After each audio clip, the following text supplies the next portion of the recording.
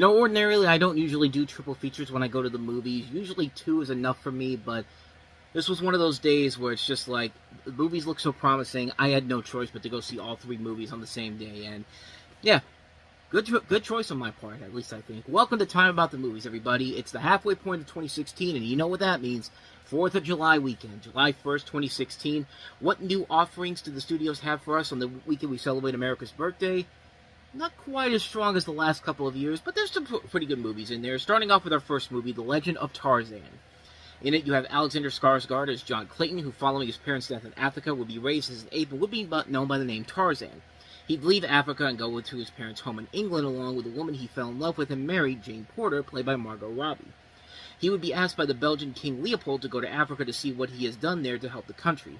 Initially, he refuses, but an American, George Washington Williams, played by Samuel L. Jackson, wants him to accept so he can accompany him.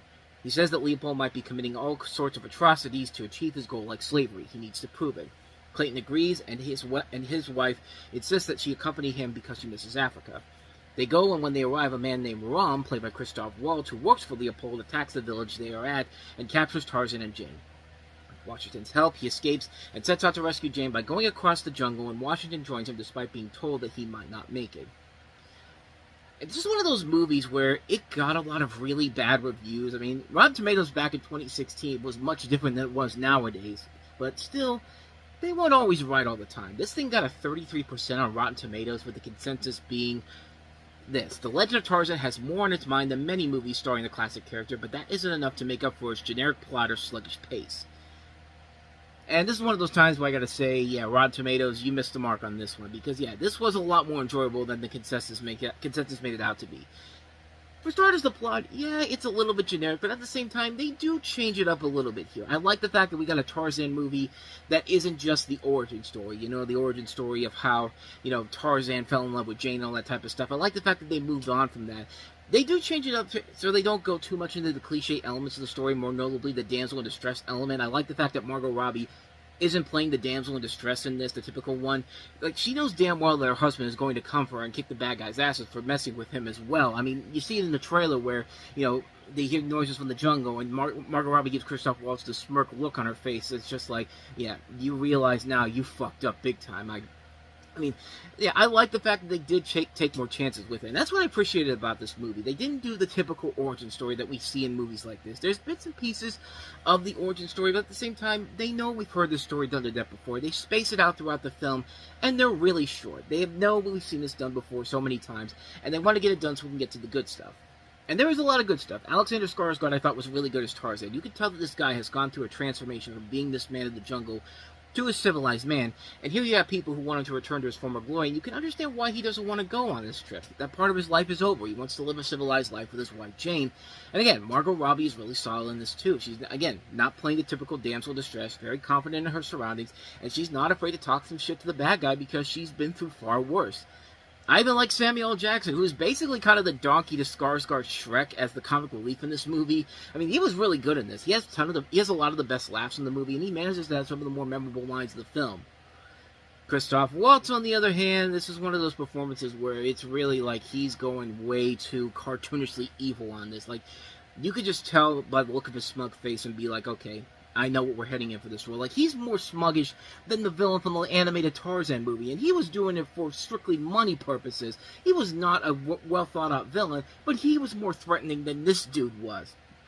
It's Christoph Waltz playing the same bad guy we've seen him play over and over again. He's not terrible at it, but he does manage to get a couple of laughs for how cliche evil he is. Plus, he certainly gets more appreciation in this than Djimon Hounsou does in this movie. I mean, talk about a waste of Djimon Hounsou in this.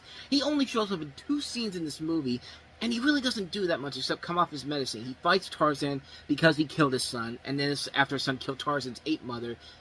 So can you see why he's been misused here? The action sequences are nicely done. The visual effects are really good too. The look of the jungle overall is really good. It's very top-notch. If there's any real problems I have with the movie, it's mostly the editing. sometimes it feels really choppy. There's literally scenes cut within scenes. Like, you'll see a scene with Christoph Waltz saying something, he'll make a face, and then literally in the next scene he's making a completely different face. Like, the editor of the movie wasn't really looking at the things he was editing, and just cut it from where he thought. Well, it felt like he was cutting it while he was talking on his cell phone or texting on his cell phone. Just kind of like, dude, do your job and watch the movie. You're getting paid to edit this movie and make it look fluent, and you're not doing a good job at it. Like, there's one scene where I swear to God, this is true, where Christoph Waltz is talking to a chained-up Margot Robbie, and if you look on the upper right during that scene, at one point, you can literally see the boom mic in that scene. Like, how do you miss that? Isn't that the reason why you have editing in Photoshop, so you can get rid of the boom mics in scenes, so it looks more authentic, and it doesn't look like it's a cheap-looking film? This is Warner Brothers. Nobody notices in the test cut, in the Hollywood premiere, in the actual movie. It's weird. It's a weird thing to happen, but I have a theory about what happened with this. This is directed by David Yates, and I think that the editing has a lot to do with this, because David Yates, he's directing this movie. He did a good job with the scenes he shot, but here's the thing. He's also got Fantastic Beasts and Where to Find Them coming up later this year, and needless to say, this is the better of those two movies. We'll touch on Fantastic Beasts later on in the year, but apparently when WB hired Yates to direct the film, he was still very much in active production on Tarzan. I even read a story around the time how Yates got so busy on both projects that he ended up working on filming Fantastic Beasts during the week, and then worked on finishing Tarzan on the weekend. So yeah, it's hard for a director to put a final stamp on a project when he clearly has other projects he has to get done to be released the same year, and I think that's why the movie kind of suffers mostly in the editing department. But I mean, you don't have Yates there that often to say what he wanted the film to be. Like, it's just something which is kind of like, you either hire somebody else to do it, or you work around the schedule here. I'm sure that you could get Fantastic Beasts done, and also make sure your film that you're making here doesn't look like it's a cheap looking film. Like, it's really just like, what are you doing here, man? Just what are you doing? But despite that, the movie overall is a ton of fun. I really enjoyed this one a lot. The actors do the best job they can do with this. The visuals are very impressive. The action sequences are nicely done. The direction is really good. I like the story. I like the way that they did this without just going through the origin story of Tarzan all over again. The editing needed to be better. The editing was the thing that hurt it in the long run. If you're looking for some good summer escapism entertainment, this is definitely a film to check out. It's definitely worth your time. So, that's The Legend of Tarzan, so let's go ahead and move on to our next movie, and that is The Purge, Election Year. The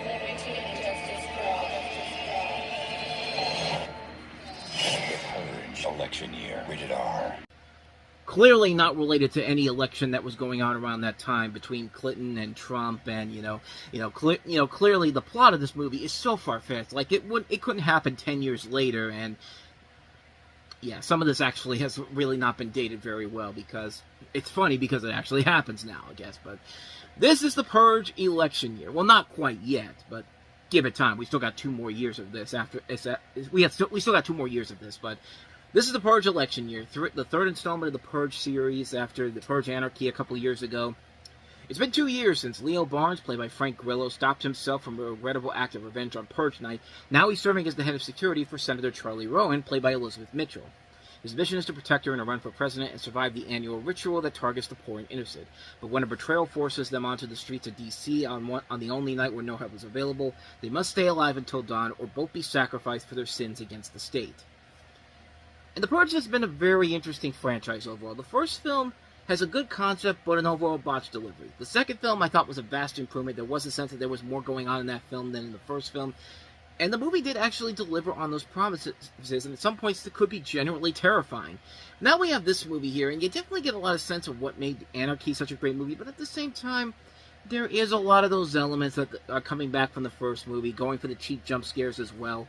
But at the same time, there is definitely a lot about this movie that I did like, that I liked about Anarchy.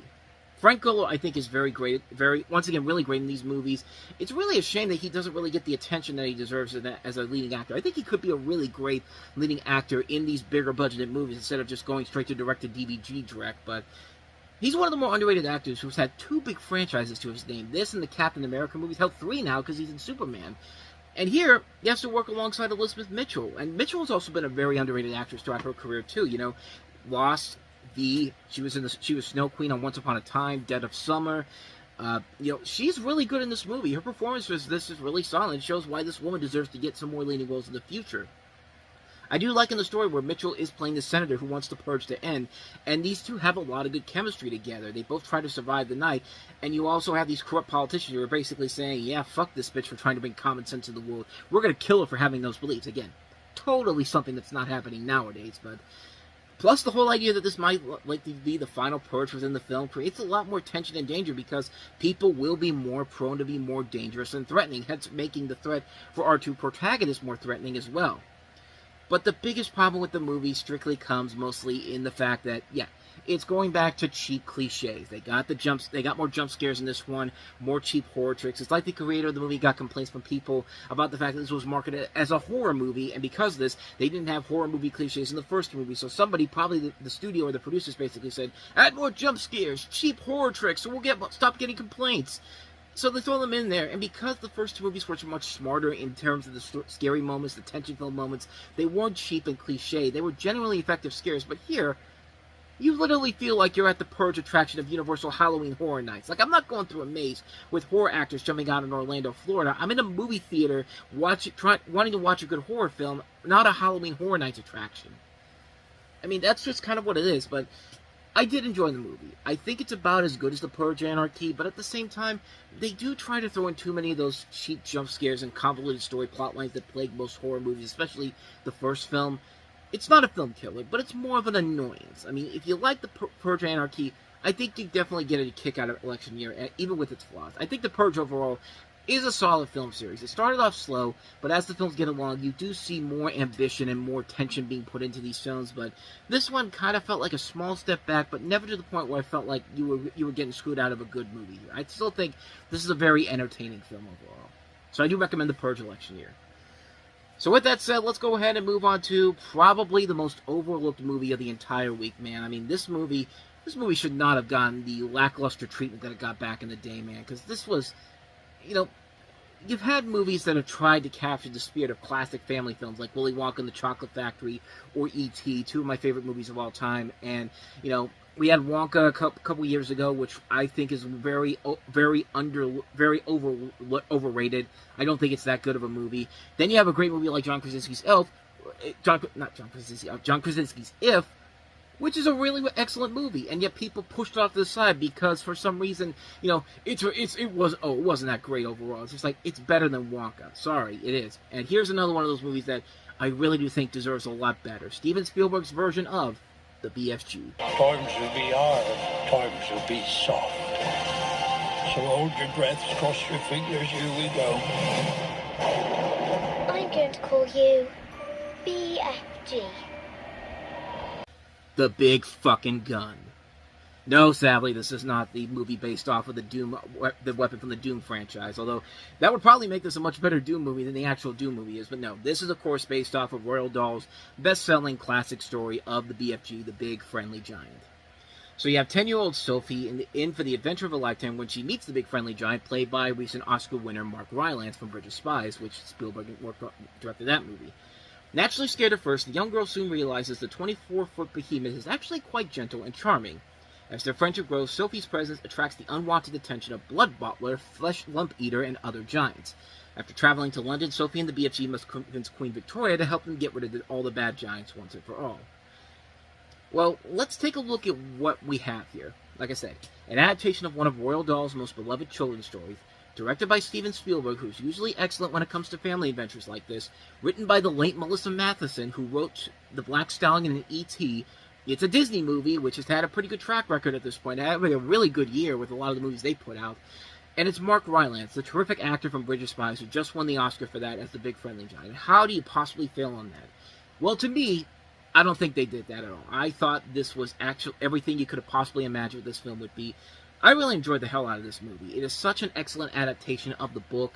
It's more lighthearted than the actual much darker story, which, you know what, I'm fine with it being more lighthearted and more family-friendly. As long as it's working, it doesn't matter. And the film does work very well for the most part. I'll get to the negative things here right now, because, yeah, there's a lot to praise about this movie.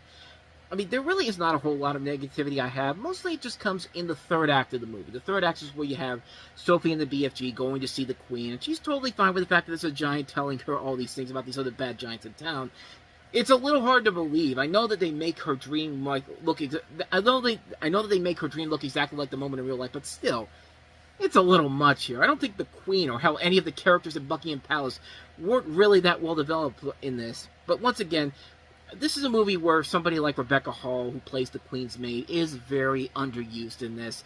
I do like Rebecca Hall, but man, they put her in these movies where she is just...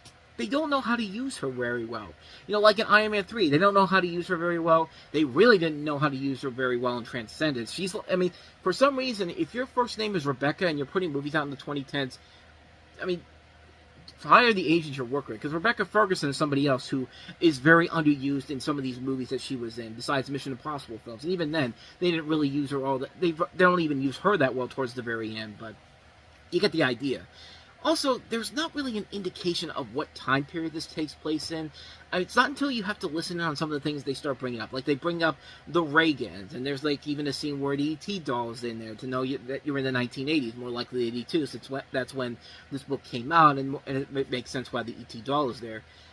Probably my overall biggest flaw with the film is the final battle with the evil giants and the fact that it's incredibly short and quick. Like, you usually go all out for the last big fight of the film. Hell, the scene earlier with the cars could have been a climax for the film that would have worked better, but the actual ending is, like, really short. Like, it's like the equivalent of going to Universal Studios. You're going in there, you're going to ride the big new ride in town, you're in this big queue, you're sitting there for at the very least 20 minutes to possibly longer than 4 hours, depending on if it's a new ride or not. You finally get to the ride goes, and then you realize you've only been on the ride for about a minute. I mean, that's what it felt like with this ending here. It's just like you're building up to this moment, and all of a sudden, you get to the moment, and it's just like, we're done. It's just like, you guys were only on for like 50 seconds. I mean, that's literally what it felt like. But, I mean, that's only my real complaints about the movie, mostly in the third act. But it doesn't pull like the Damon Lindelof thing that he does with his movies and just ruins the film overall. It's more kind of like a nuisance type of film. But those are the bad things about it. There is a lot of good stuff about this movie. First off, the movie looks incredible. The attention to detail and create the world established by Dahl's book is pitch perfect. It feels just like you're watching the book being told in real life. Every world here is everything you could have imagined it looked like. The visuals are fantastic to look at. There's a great tree sequence, and it's one of the most magical things I've seen on the big screen in a while. The motion capture work overall is incredible. Like, Spielberg should be telling Robert Zemeckis, hey buddy, this is how you're supposed to do it. I mean, I've worked with you in the past, and I can't believe that you can't figure this out by this point. But, yeah, this is some of the best motion capture work I've ever seen. When you see the BFG in full form, he looks great. Like, you can actually believe this giant is standing there in real life. But then again, he's got an outstanding actor in Mark Rylance playing him. But him and Ruby Barnhill are great. Mark Rylance as the BFG is fantastic. He perfectly captures the spirit of the character and gives yet another amazing performance that honestly should have been another Oscar-nominated role for him. I mean, this is one that, even if he didn't win, he should have at least gotten a nomination for it. And this kid, Ruby Barnhill, was really good. Like, I mean, it's been a really good summer for these up-and-coming kid actors. First Tom Holland as Spider-Man in Civil War, then Angourie Rice in The Nice Guys, and now Ruby Barnhill in this. She was really good in this. And her performance is very genuine and authentic. There isn't a moment in the movie where it feels like she's playing it up or being fake and all that. She's clearly looking off at something, or she's clearly looking off at someone else. No, it's a genuine, authentic performance, and her connection with Rylance's BFG is very well done. Very similar to, you know, some of Spielberg's other great moments with a kid and another and a practical and not a practical effect, an effect like, you know, Elliot and E.T., or even a little bit of Christina Ricci's cat and Casper in the Casper movie, which Spielberg also produced as well. The music is great. It's another terrific John Williams score with Williams doing what he does best. They even managed to make some funny fart jokes in this. It's hard to believe, but it's absolutely true. Like, the way they do the gross out humor in this, which is in the book as well, is actually very well done. It's what you do when you have to try to make gross out humor funny instead of just being there for the sake of, you know, getting the kids a cheap laugh. No, it's done very well. And I do appreciate how the movie comes off as something that does feel like it should come out in the 1980s. Like, the opening credits seem very reminiscent of the opening credits to The Goonies. There's a lot of inspiration taken from Spielberg's own Hook in terms of how the movie is shot and how it opens. There's even a little bit of Twice Upon a Time thrown in there. Twice Upon a Time is one of my favorite movies. And I like the way how the dreams and nightmares are put together and presented in here. I was really afraid that this was going to be another Where the Wild Things Are, where this kid was just going to be this insane asshole in the beginning, and expects you to root for him even after the opening of the film, where he's literally doing animal abuse to his poor dog. You expect me to cheer for a kid after something like that? Just get out of here with that. Plus, I was really afraid this movie wasn't going to go anywhere, be devoid of any creative or brilliant things, just like Where the Wild Things Are was. Yeah, the monsters look cool, but they acted really well, but I still needed to be thrilled by something.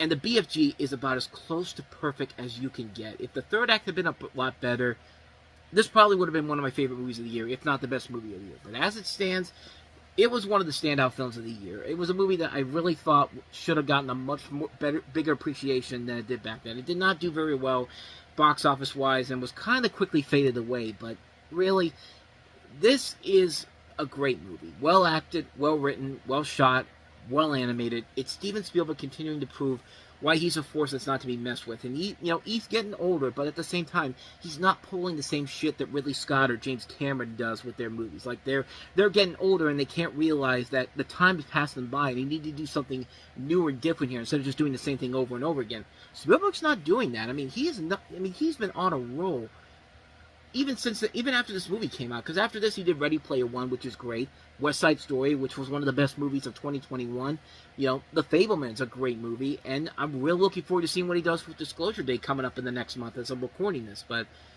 he's still a force that's not to be messed with, and he shows that he's still got it even after all these years. Like, this is a great family film to let the kids watch, and adults can really find a lot to enjoy about it too.